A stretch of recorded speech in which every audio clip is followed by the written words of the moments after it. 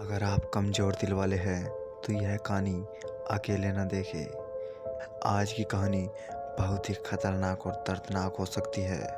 तो चलिए बढ़ते हैं आज की इस कहानी की ओर। वैभव अपने पूरे दिन की थकान लिए अपने ऑफिस में काम करके अपने घर जा रहा था।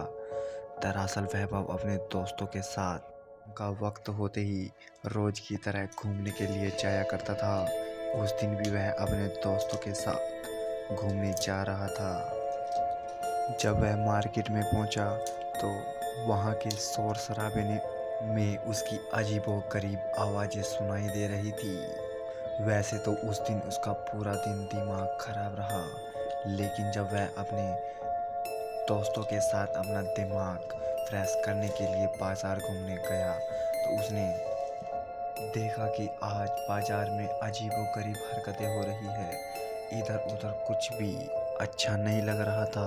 लेकिन जब वो अपने घर वापस जा रहा था तो अपने दोस्तों को उनके घर छोड़ करके अकेला एक सुनसान रास्ते से जा रहा था। वैभव अपनी दोस्तों को छोड़कर अभी अपने घर के लिए निकल ही रहा था कि उसके दोस्त ने कहा, ठीक है भैया, कल मिलते हैं और आराम से जाना, घर जाके कॉल कर देना।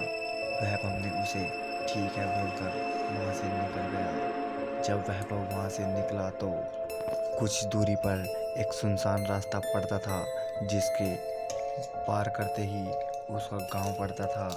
वैसे तो उसे सुनसान रास्ते का बिल्कुल भी डर नहीं लगता था, लेकिन उस दिन वैसे भी उसके साथ अजीबोगरीब हरकतें हो रही थी। रात भी काफ़ी ज़्यादा हो गई थी। रात का सन्नाटा इतना ज़्यादा था कि पूरे अंधेरे ने एक चादर सी ढक रखी थी। वैभव जब उस जंगल के पास पहुंचा तो वहां अजीबोगरीब आवाज़ें सुनाई देने लगी, जैसे किलकियां मारती हुई औरत। वैभव वहां से डरता डरता आगे बढ़ रहा था। अचानक से वैभव की गाड़ी बंद हो गई। वैभव उतरकर अपनी गाड़ी को चेक करने लगा, लेकिन गाड़ी में कोई प्रॉब्लम नहीं थी। वैभव थोड़ी देर बाद इधर उधर घूमने पर कोई भी दिखाई नहीं दे रहा था। दरअसल उस रास्ते पर रात के टाइम कोई भी आता जाता नहीं था। लेकिन कुछ देर इंतजार करने के बाद वहाँ एक आदमी आया और उससे पूछा, बेटा क्या बात है, तुम इतनी रात गए इस रास्ते पर क्या कर रहे हो? उसके यह कहते ही वैभव ने बताया कि मेरी कार खराब हो गई है, आसपास कोई मिस्त्री है क्या?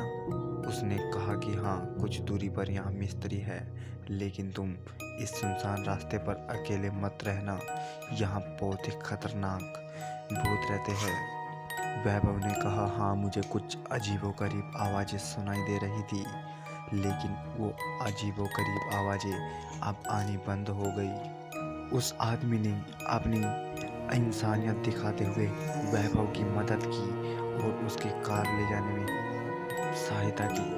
अभी उसकी कार ठीक होते ही वैभव अपने घर पहुंच गया। लेकिन उस दिन के बाद रात को कभी भी उस सुनसान रास्ते से नहीं गुजरा।